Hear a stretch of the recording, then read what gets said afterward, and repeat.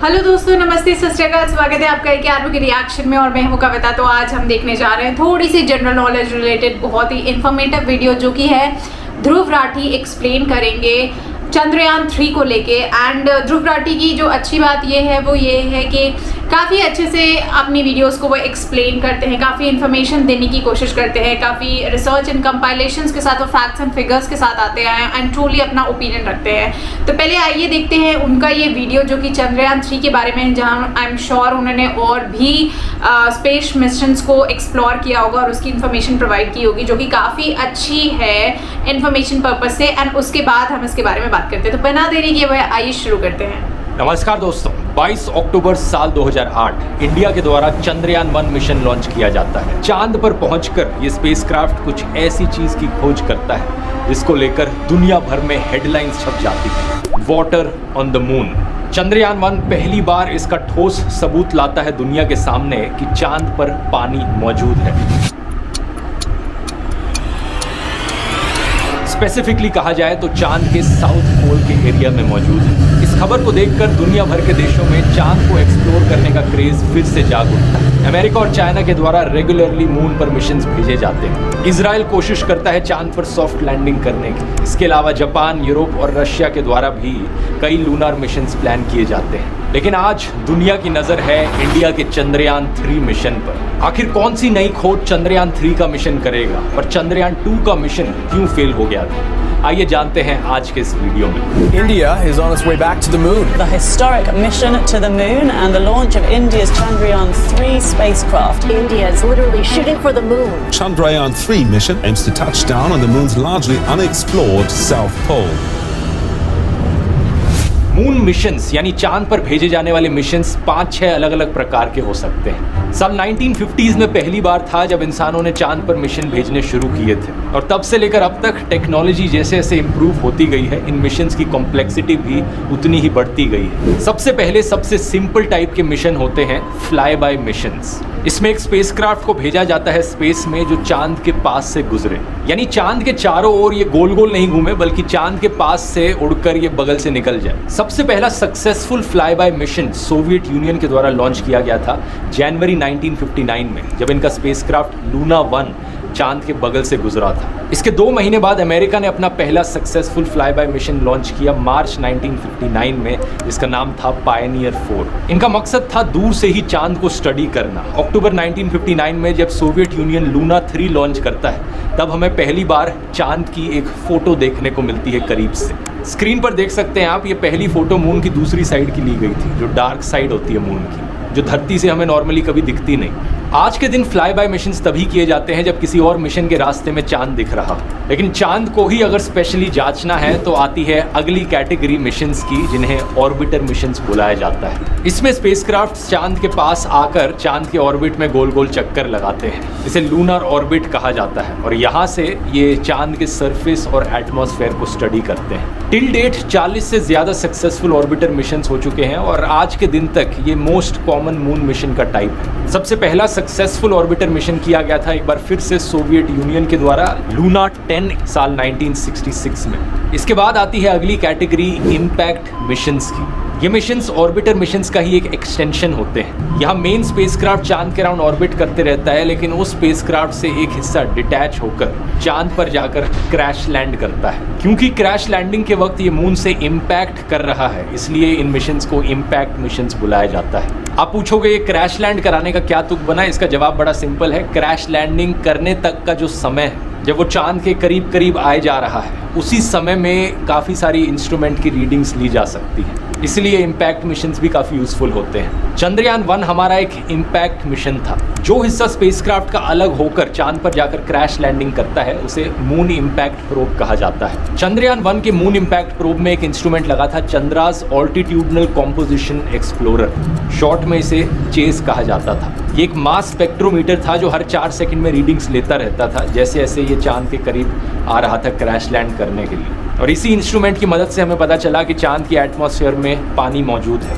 ये moon impact probe crash करता है शैकल्टन क्रेटर पर जाकर। चांद पर ये क्रेटर है जो चुना गया था, और जो पॉइंट ऑफ इम्पैक्ट है उसे नाम दिया गया जवाहर पॉइंट। चंद्रयान 1 में एक ऑर्बिटर भी था जो अपना ऑर्बिटर मिशन अलग से कर रहा था। ऑब्वियसली ऑर्बिटर के बिना मून इंपैक्ट प्रोब लॉन्च भी नहीं किया जा सकता। इस ऑर्बिटर में नासा का एक इंस्ट्रूमेंट लगा हुआ था, मून मिनरोलॉजी मैपर M3। जब मून इंपैक्ट प्रोब जाकर क्रैश लैंड किया चांद पर, तो चांद पर मौजूद कुछ मिट्टी हवा में उड़ी।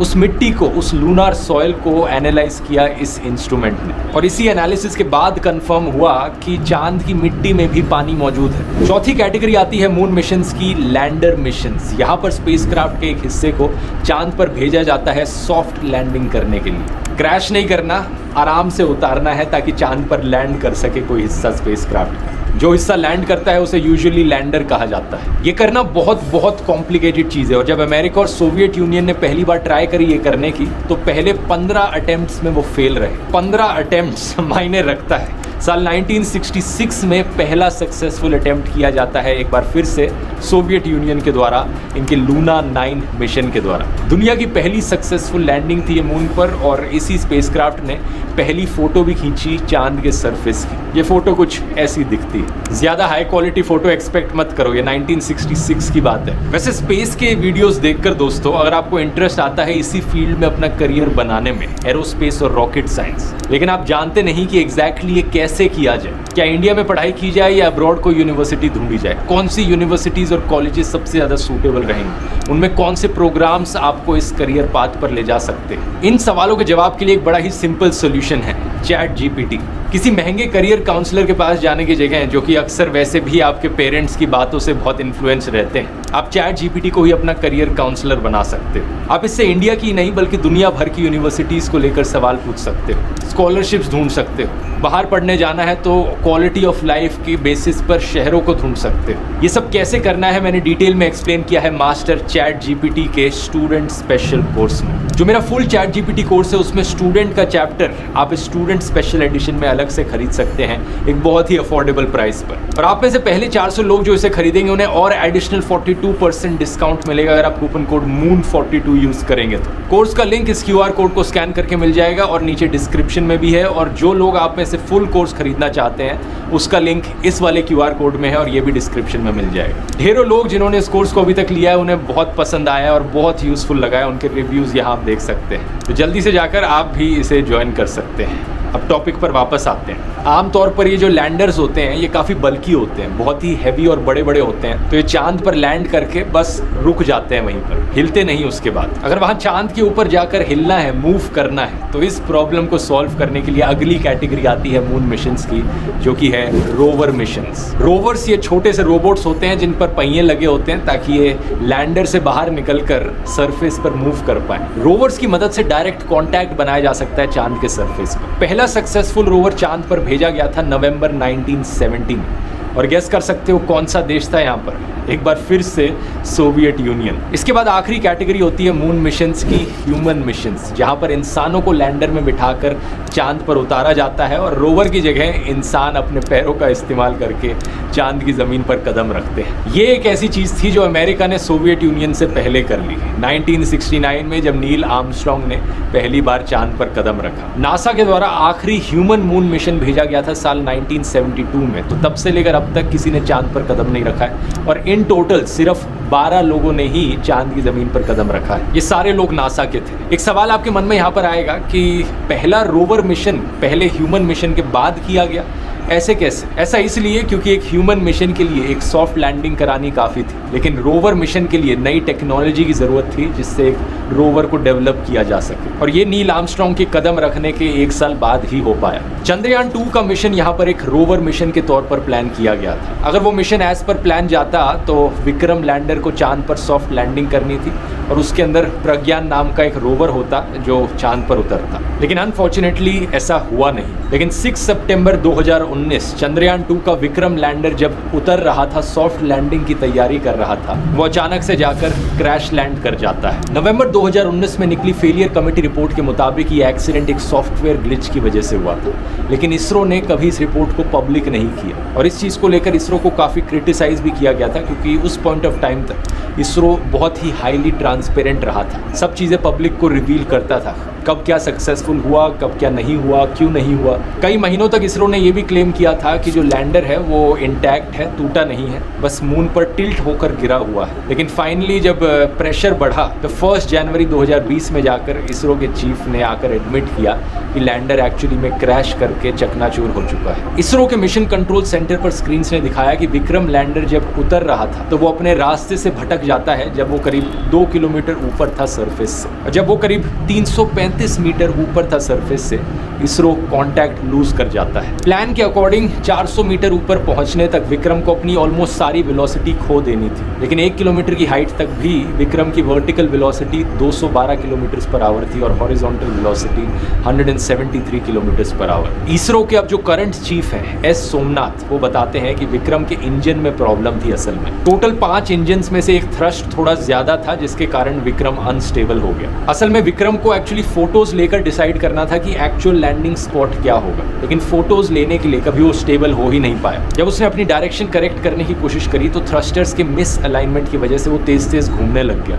और यहाँ विक्रम के सॉफ्टवेयर में भी एक लिमिट लगाई गई थी कि वो कितना तेज घूम सकता है। तो ये सारी प्रॉब्लम्स अक्यूमुलेट हुई और इसी की वजह से अल्टीमेटली जाकर विक्रम क्रैश लैंड कर गया। हम अभी इतना ही जानते हैं। अब चंद्रयान 3 की बात करी जाए तो उसे लॉन्च किया गया है उसी ऑब्जेक्टिव को पूरा करने के लिए जो ऑब्जेक्टिव चंद्रयान 2 नहीं कर पाया पूरा। कुछ गलती होने की गुंजाइश कम रखने के लिए काफी सारी मॉडिफिकेशंस करी गई है। पहले तो जो लैंडिंग एरिया है उसे और बड़ा कर दिया गया है। जहां चंद्रयान 2 के लिए 500 बाय 500 मीटर का पैच था, वहीं इस बार चंद्रयान 3 एक 4 किलोमीटर बाय 2.4 किलोमीटर के एरिया में कहीं भी लैंड कर सकता है। ये पिछली बारी से ऑलमोस्ट 40 गुना बड़ा एरिया है। दूसरा, चंद्रयान 3 में मौजूद विक्रम लैंडर को इस बारी ज्यादा फ्यूल दिया गया है ताकि वो ज्यादा देर तक हवा में रह पाए और सही लैंडिंग साइट ढूंढ पाए। तीसरा, सॉफ्टवेयर अपग्रेड्स किए गए हैं ताकि विक्रम ज्यादा तेजी से घूम पाए अगर जरूरत पड़े तो। और चौथा, इस बारी विक्रम को सिर्फ फोटोज पर डिपेंडेंट नहीं होना पड़ेगा लैंडिंग करने के लिए। चंद्रयान 2 का जो मिशन था उसे आधा सक्सेस बताया जाता है। आधा सक्सेस इसलिए क्योंकि चंद्रयान 2 में जो भेजा गया ऑर्बिटर था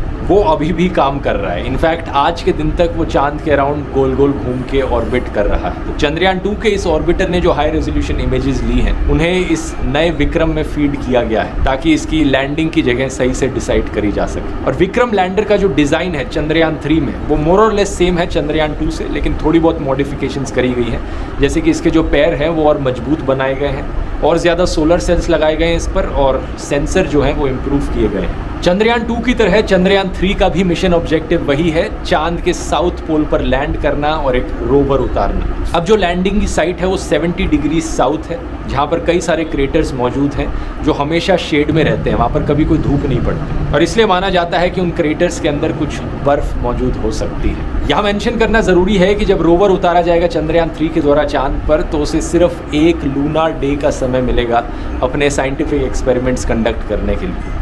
1 लूनार डे धरती के करीब 1 महीने जितना होता है, मतलब 2 हफ्ते का दिन और 2 हफ्ते रात समझ लो। तो उस हिसाब से जब मून पर लैंडिंग का समय आएगा 23 और 24 अगस्त के अराउंड एक्सपेक्ट किया जा रहा है कि ये चांद पर लैंड करेगा, और तब से सिर्फ 14 दिन का ही समय मिलेगा रोवर को सारी इन्फॉर्मेशन लेने के लिए, क्योंकि चंद्रयान 3 में मौजूद जो इंस्ट्रूमेंट्स हैं वो लूनार नाइट्स के लिए नहीं बने। जब चांद पर रात होती है तो टेम्परेचर बहुत बहुत नीचे गिर जाता है, -232 डिग्री सेल्सियस तक टेम्परेचर नीचे जा सकता है। तो इतनी ठंड में कोई इंस्ट्रूमेंट्स काम नहीं करेंगे। इसलिए हमारे इसरो के चीफ ने भी कहा है कि हम चाहते हैं कि इसकी लैंडिंग तब हो जब चांद पर सूरज निकल रहा हो, तब से लेकर हमें फिर 14 से 15 दिन का समय मिलेगा काम करने के लिए। और अगर लैंडिंग 23-24 अगस्त के अराउंड नहीं हो पाई तो हम 1 और महीना वेट करेंगे और इसे सितंबर में लैंड करवाएंगे। इंस्ट्रूमेंट्स की बात करी जाए तो विक्रम लैंडर का वजन है करीब 1750 किलो और रोवर का वजन है करीब 26 किलो। रोवर का नाम एक बार फिर से प्रज्ञान ही रखा गया है। टोटल में 3 मॉड्यूल्स लगे हैं चंद्रयान 3 में, एक लैंडर मॉड्यूल, एक रोवर मॉड्यूल और एक प्रोपल्शन मॉड्यूल। लैंडर और रोवर का मकसद तो आप जानते ही हैं। प्रोपल्शन मॉड्यूल का यहाँ पर मकसद है चंद्रयान को धरती के ऑर्बिट से बाहर निकालना और चांद की तरफ भेजना। इस प्रोपल्शन मॉड्यूल की मदद से ही ये लैंडर और रोवर पहले चांद के ऑर्बिट में आएंगे, और जब ये 100 किलोमीटर के रेडियस में आ गए तब उन्हें लैंडिंग के लिए उतारा जाएगा। इस मिशन में कोई ऑर्बिटर मॉड्यूल नहीं है क्योंकि चंद्रयान 2 का ऑर्बिटर अभी भी काम कर रहा है और उसे ही दोबारा से यूज़ किया जाएगा। लेकिन प्रोपल्शन मॉड्यूल जो है वो भी चांद के अराउंड 3 से 6 महीने तक चक्कर गोल गोल लगाते रहेगा, मून के ऑर्बिट में ही रहेगा। उसका भी यहाँ पर इस्तेमाल किया जाएगा कम्युनिकेशन पर्पसेस के लिए और बाकी और रीडिंग्स लेने के लिए। इस प्रोपल्शन मॉड्यूल में एक इंस्ट्रूमेंट लगा है स्पेक्ट्रोपोलारीमेट्री ऑफ हैबिटेबल प्लैनेट अर्थ, इसका शॉर्ट फॉर्म शेप। ये छोटे छोटे एक्सो प्लैनेट्स की खोज करेगा स्पेस में। विक्रम लैंडर और प्रज्ञान रोवर पर लगे हुए इंस्ट्रूमेंट्स की बात करी जाए तो वो भी बड़े इंटरेस्टिंग है। प्रज्ञान पर 2 इंस्ट्रूमेंट्स लगे हैं, LIBS और APXS। LIBS का फुल फॉर्म है लेजर इंड्यूस्ड ब्रेकडाउन स्पेक्ट्रोस्कोप। ये चांद की मिट्टी का केमिकल कॉम्पोजिशन एनालाइज करेगा कि कौन कौन से मिनरल्स चांद की मिट्टी में पाए जाते हैं। और दूसरा APXS का फुल फॉर्म है अल्फा पार्टिकल एक्सरे स्पेक्ट्रोमीटर। ये चांद पर मौजूद पत्थरों के लिए यही करेगा। जब प्रज्ञान ये काम करेगा तो विक्रम लैंडर उसकी कुछ फोटोज भी खींच रहा होगा और ये फोटोज हमें जल्द ही देखने को मिल सकती हैं अगर सब कुछ सही जाता है, प्लान के अकॉर्डिंग जाता है तो, जो कि मैं उम्मीद करता हूँ सब कुछ सही जाए। विक्रम लैंडर पर खुद 4 इंस्ट्रूमेंट्स लगे हुए हैं। पहला है रामबा, इसका फुल फॉर्म है radio anatomy of moon bound hyper sensitive ionosphere and atmosphere. ये लेजर बीम के जरिए चांद पर मौजूद कुछ छोटे मोटे पत्थरों को पिघलाने की कोशिश करेगा और जो गैस उससे रिलीज होगी उसे एनालाइज करेगा। दूसरा है chest, full form Chandra's surface thermophysical experiment. ये थर्मल प्रॉपर्टीज मेजर करेगा, कितना तापमान है साउथ पोल में मून के। तीसरा है ILSA, the instrument for lunar seismic activity. ये मेजर करेगा कि मून पर कितने अर्थक्वेक्स होते हैं। उन्हें अर्थक्वेक्स नहीं कहा जाएगा, वैसे मून क्वेक्स कहा जाएगा। इससे हम चांद के अंदर के क्रस्ट और मेंटल स्ट्रक्चर को भी समझ पाएंगे। और चौथा इंस्ट्रूमेंट यहाँ पर नासा की देन है LRA, लेजर रेट्रो रिफ्लेक्टर अरे। ये लेजर के जरिए धरती से सिग्नल्स बाउंस करेगा। इसकी मदद से साइंटिस्ट एग्जैक्ट डिस्टेंस पता कर पाएंगे कि विक्रम लैंडर कहाँ पर लैंड किया है और चांद की रेंज क्या है, क्योंकि 5 और ऐसे रेट्रो रिफ्लेक्टर्स ऑलरेडी चांद पर मौजूद हैं, तो एग्जैक्ट डिस्टेंसेस पता लग पाएंगे हमें चांद पर। तो प्रोपल्शन मॉड्यूल के इंस्ट्रूमेंट्स को इंक्लूड करके टोटल में 7 इंस्ट्रूमेंट्स लगे हुए हैं चंद्रयान 3 में। इन 7 इंस्ट्रूमेंट्स को 7 पेलोड्स भी कह सकते हैं। पेलोड शब्द अक्सर इनके लिए यूज किया जाता है। लेकिन साइंटिफिक एक्सपेरिमेंट्स के अलावा यहाँ पर प्राइड का भी सवाल है। अगर ये मिशन सक्सेसफुल रहता है तो ये इंडिया के लिए एक बहुत बड़ी जीत होगी। इंडिया चौथा देश बन जाएगा सोवियत यूनियन, अमेरिका और चाइना के बाद चांद पर सॉफ्ट लैंडिंग करने वाला। ये चीज़ वैसे 2019 में ही हो जानी थी अगर चंद्रयान 2 का वो वाला हिस्सा मिशन का फेल ना होता तो। वैसे चंद्रयान 1 का जो इम्पैक्ट मिशन था उसकी मदद से इंडिया ऑलरेडी 5वां देश बन गया था चांद के सरफेस को टच करने वाला। Soviet union, America, Japan, European space agency यानी यूरोप के बाद। तब से लेकर अब तक 4 और देश इस चीज़ को अचीव कर चुके हैं, चाइना, इजराइल, लक्समबर्ग और यूनाइटेड अरब एमिरेट्स। इन देशों ने ये किया 2009, 2019, मार्च 2022 और दिसंबर 2022 में रिस्पेक्टिवली। चंद्रयान 3 के बाद हमारी इंडियन स्पेस एजेंसी का अगला बड़ा प्लान है गगनयान, एक स्पेसक्राफ्ट डेवलप करना जिससे इंडियन एस्ट्रोनॉट्स को ऑर्बिट में ले जाया जा सके। ओरिजिनली ये प्लान किया गया था कि 2022 में ही हो जाएगा, लेकिन इस मिशन में काफ़ी डिलेज देखने को मिले हैं। अब एक्सपेक्ट किया जा रहा है 2025 में इसे किया जाएगा। मून मिशंस की बात करी जाए तो रशिया का जो लूना 25 है वो अभी कुछ दिन पहले ही लॉन्च हुआ है और लेटेस्ट अपडेट ये है कि ये क्रैश हो चुका है मून पर। तो ये वाला मिशन फेल रहा रशिया की तरफ से। अमेरिका का आर्टेमिस 2 भी प्लान्ड है नवंबर 2024 में, जब इंसानों को मून के पास ऑर्बिट करने के लिए भेजा जाएगा। वो लोग जो इसमें जाएंगे वो अभी तक का फर्देस्ट डिस्टेंस ट्रैवल करेंगे स्पेस में। और आने वाले सालों में चाइना भी प्लान कर रहा है चांद पर एस्ट्रोनॉट्स भेजने की। अगर आपको ये वीडियो पसंद आया और आपको स्पेस में दिलचस्पी है तो यहाँ क्लिक करके मेरे सारे स्पेस रिलेटेड वीडियोस की प्लेलिस्ट आप देख सकते हैं। मैंने कई वीडियोस बनाए हैं, Apollo 11, black holes, worm holes, Apollo 13। Courses का लिंक नीचे डिस्क्रिप्शन में मिल जाएगा। तो देखा दोस्तों कितनी सारी इन्फॉर्मेशन उन्होंने एक्सप्लेन करी। आई एम श्योर ये वीडियो काफ़ी इन्फॉर्मेटिव रही होगी, specially all those people who have a special curiosity like me on space exploration and all that thing. So really amazing explanation and I hope आपको ये video information वाली लगी हो, informative लगी हो और साथ ही अच्छी लगी हो। तो इसी तरह के और कंटेंट्स को सजेस्ट करते रहिए और ऐसे ही मेरे साथ टाइम स्पेंड करिए, because I really get bored, but आप लोग के साथ टाइम का पता नहीं चलता। So thank you so much for all love your support and इसी तरह बस चैनल को लाइक शेयर सब्सक्राइब करते रहिए। मैं मिलती हूँ आपसे अगले वीडियो में, तब तक के लिए खुश रहिए, अपने फैमिलीज के साथ हंसते रहिए, मुस्कुराते रहिए, अपनी सेहत का ध्यान दीजिए और मैं मिलती हूँ आपसे अगले वीडियो में। जय हिंद, नमस्ते, सत श्री अकाल।